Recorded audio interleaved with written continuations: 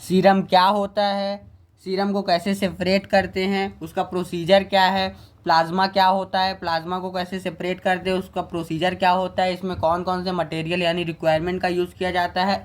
आज की इस वीडियो में हम पूरा टॉपिक क्लियर करेंगे, तो वीडियो को बिना स्किप किए हुए वीडियो को लास्ट तक देखें, जिससे आपको यह वीडियो पूरा अच्छे से समझ में आ जाए। तो चलिए बिना किसी देरी के आज का वीडियो स्टार्ट करते हैं। वीडियो स्टार्ट करने से पहले मेरा नाम आलोक कुमार दुबे, स्वागत है आपका हमारे चैनल जुनून नीट में। तो चलिए स्टार्ट करते हैं वीडियो को। तो सबसे पहले हम जानते हैं सीरम होता क्या है। ठीक है, जब हम प्लेन टेस्ट ट्यूब में ब्लड सैंपल लेते हैं, क्या करते हैं, जब हम प्लेन टेस्ट ट्यूब में ब्लड सैंपल लेते हैं, ठीक है, तो ब्लड में प्रेजेंट फाइब्रिनोजन प्रोटीन फाइब्रिन में कन्वर्ट हो जाता है। क्या होता है, जो ब्लड में फाइब्रिनोजन प्रोटीन होता है, क्या होता है, फाइब्रिनोजन प्रोटीन होता है। अगर आप ब्लड में क्या क्या प्रेजेंट होता है नहीं जानते हैं तो आप हमारे लेक्चर को, ब्लड से रिलेटेड लेक्चर को आप देख सकते हैं हमारे चैनल पेज पे जाके। तो उसमें क्या प्रेजेंट होता है, फाइब्रिनोजन प्रोटीन होता है।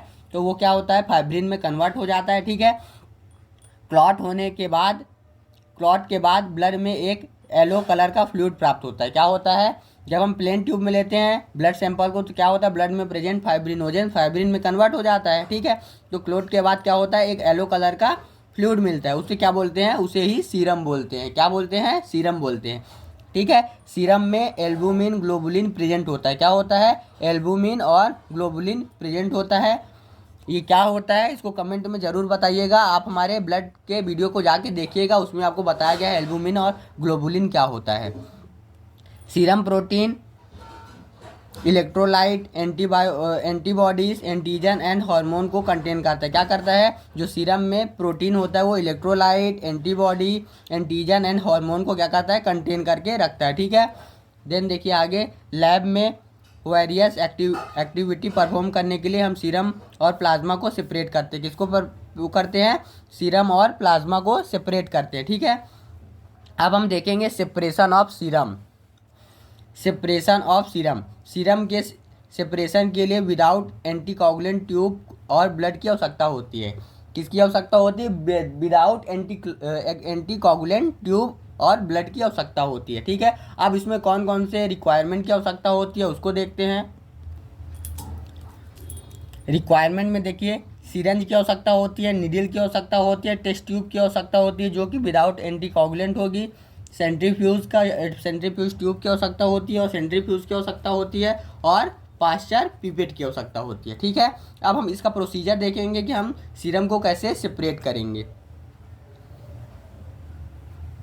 तो देखिए, सर्वप्रथम सीरम सेपरेशन के लिए वेनिपंक्चर के थ्रू अप्रॉक्स 5 ml ब्लड को प्लेन टेस्ट ट्यूब में लेते हैं। किसमें लेते हैं, 5 ml ब्लड को प्लेन टेस्ट ट्यूब में लेते हैं और रूम टेम्परेचर पर क्लॉट होने के लिए रख देते हैं। किसमें रख देते हैं, रूम टेम्परेचर में क्लॉट होने के लिए रख देते हैं। ठीक है, क्लॉटेड ब्लड को पास्चर पिपेट के हेल्प से सेंट्रीफ्यूज मशीन में ट्रांसफ़र करते हैं। किसमें ट्रांसफ़र करते हैं, सेंट्रीफ्यूज ट्यूब में क्या करते हैं, ट्रांसफ़र करते हैं। देन सेंट्रीफ्यूज मशीन में ट्रांसफ़र करते हैं हम।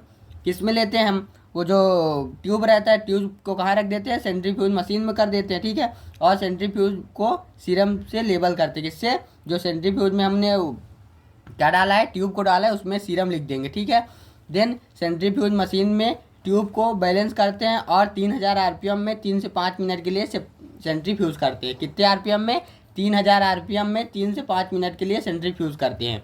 ठीक, सेंट्रीफ्यूज करने के बाद 2 लेयर प्राप्त होता है। कितना लेयर, 2 लेयर प्राप्त होता है। अपर पार्ट को क्या बोलते हैं, सुपरनेटेड पार्ट, जिसमें सीरम भरा होता है। क्या होता है, ऊपर भाग में सीरम होता है, और लोअर पार्ट में सेडमेंट पार्ट, जिसमें RBC, WBC और प्लेटलेट होता है। क्या होता है, RBC, WBC और प्लेटलेट होता है। देखिए इस प्रकार से हमारा ट्यूब रहेगा। ठीक है, इसमें 2 पार्ट मिलेगा। कितना, एक ये नीचे वाला पार्ट हो गया और एक ये बीच वाला पार्ट हो गया। ठीक है, तो एक ये ऊपर वाला पार्ट हो गया, एक ये नीचे वाला पार्ट हो गया। तो ऊपर वाले में क्या रहेगा, सीरम रहेगा, और नीचे वाले में क्या रहेगा, RBC, WBC और प्लेटलेट होगा। ठीक है, अब नेक्स्ट देखते हैं। देन क्या करते हैं, पास्चर पिपेट की हेल्प से ड्राई टेस्ट ट्यूब में सीरम को ट्रांसफ़र कर लेते हैं। ठीक है, इस प्रकार से सीरम का सेपरेशन किया जाता है। अब हम जानते हैं प्लाज्मा क्या होता है और प्लाज्मा को सेपरेट कैसे करेंगे। तो देखिए, प्लाज्मा ब्लड में प्रेजेंट येलो कलर का फ्लूइड और लिक्विड होता है। क्या होता है? येलो कलर का फ्लूइड और लिक्विड होता है, जिसमें ब्लड सेल्स स्वतंत्र रूप से बिना किसी क्लॉट के मौजूद होता है। क्या होता है? जिसमें ब्लड सेल्स जो होते हैं वो क्या होते हैं? स्वतंत्र रूप से बिना क्लॉट के मौजूद होते हैं। जब हम ब्लड को एंटीकोगुलेंट में लेते हैं तो ब्लड में प्रेजेंट फाइब्रिनोजन प्रोटीन फाइब्रिन में कन्वर्ट नहीं होता, जब हम एंटीकोगुलेंट में लेते हैं। अब देखिए, हम जब सीरम में लिए थे तो उसमें विदाउट एंटीकोगुलेंट ट्यूब लिए थे, ठीक है। अब इसमें हमने क्या किया? एंटीकोगुलेंट ट्यूब में लेंगे, ठीक है। देन क्या होगा? फाइब्रिनोजन जो होगा वो फाइब्रिन में कन्वर्ट नहीं होगा, तो ब्लड में जो येलो कलर का फ्लूइड लिक्विड प्राप्त होगा उसे क्या बोलते हैं? उसको बोलते हैं प्लाज्मा। जब हम प्लेन ट्यूब में ब्लड को लेंगे तो सीरम बनेगा, जब हम एंटीकोगुलेंट ट्यूब में लेंगे तो क्या बनेगा? प्लाज्मा बनेगा, ठीक है। प्लाज्मा क्लोटिंग फैक्टर वाटर को क्या करता है? कंटेन करता है। किसको कंटेन करता है? क्लोटिंग फैक्टर और वाटर को कंटेन करता है। प्लाज्मा में एल्बुमिन, ग्लोबुलिन, फाइब्रिनोजन प्रोटीन होता है, लेकिन सीरम में एल्बुमिन और ग्लोबुलिन बस होता है। क्या होता है? एल्बुमिन और ग्लोबुलिन बस होता है। अब देखिए, सेपरेशन ऑफ प्लाज्मा। प्लाज्मा को सेपरेट कैसे करेंगे? प्लाज्मा के सेपरेशन के लिए एंटीकोगुलेंट ब्लड की आवश्यकता होती है। किसकी आवश्यकता होती है? एंटीकोगुलेंट ब्लड की आवश्यकता होती है। अब इसमें कौन कौन से रिक्वायरमेंट लगते हैं देखिए आगे। रिक्वायरमेंट, इसमें सिरेंज की, needle, test tube, centrifuge, Pasteur pipette और माइक्रो पिपेट की आवश्यकता होती है। अब इसका प्रोसीजर देखिए, प्लाज्मा को सेपरेट कैसे करेंगे। सर्वप्रथम प्लाज्मा सेपरेशन के लिए वेनी पंक्चर के through approx 2 ml blood anticoagulant में लेते हैं। किसमें लेते हैं? एंटीकोगुलेंट ब्लड उसमें ट्यूब में लेते हैं। देन सेंट्रीफ्यूज ट्यूब को प्लाज्मा से लेबल करते हैं। किससे? प्लाज्मा लिख के क्या करते हैं? लेबल करते हैं एंड उसमें एंटीकोगुलेंट ब्लड को ट्रांसफर करते हैं। किसको ट्रांसफर करते हैं? एंटीकोगुलेंट ब्लड को ट्रांसफर करते हैं।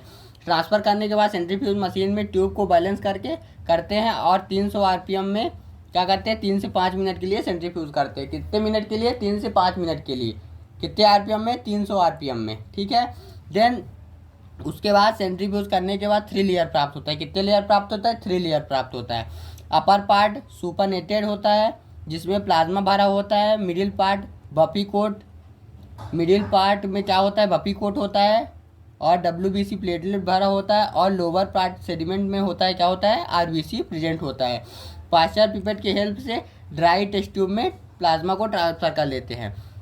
अब देखिए, हमने जब सीरम का सेपरेशन किया था उसमें हमको 2 लेयर मिली थी। ऊपर में क्या था? सीरम था, नीचे में WBC प्लेटलेट और RBC था। लेकिन जब हम प्लाज्मा को सेपरेट करते हैं तो 3 लेयर प्राप्त होता है, जिसमें अपर यानी सुपरनेटेड पार्ट होता है, उसमें क्या होता है? प्लाज्मा होता है। बीच में क्या होता है? बफी कोट होता है। और नीचे में क्या होता है? WBC और प्लेटलेट होता है। क्या होता है? WBC प्लेटलेट होता है कहाँ पे? बफी कोट यानी बीच में होता है। और लोअर पार्ट में क्या होता है? RBC होता है, ठीक है। इसको हम क्या करते हैं? पास्चर पिपेट की हेल्प से टेस्ट ट्यूब में ट्रांसफ़र कर लेते हैं। इस प्रकार से प्लाज्मा का सेपरेशन किया जाता है। अब हम सीरम और प्लाज्मा में डिफरेंट देखेंगे, अंतर देखेंगे क्या होता है। देखिए, different between plasma and serum, ठीक है।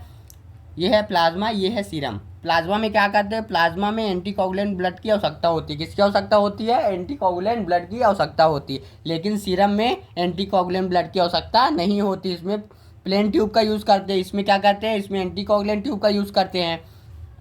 नेक्स्ट देखिए, प्लाज्मा में 3 लेयर प्राप्त होते हैं। कितने लेयर होते हैं? 3 लेयर प्राप्त होते हैं। लेकिन जब सीरम का सेपरेशन करते हैं तो कितने लेयर होते हैं? 2 लेयर होते हैं। अभी हमने देखा, ठीक है।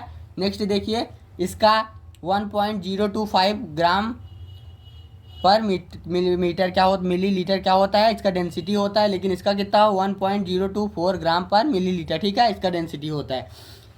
प्लाज्मा में फाइब्रिनोजन प्रोटीन प्रेजेंट होता है। इसमें फाइब्रिनोजन प्रोटीन क्या होता है? एब्सेंट होता है, ठीक है।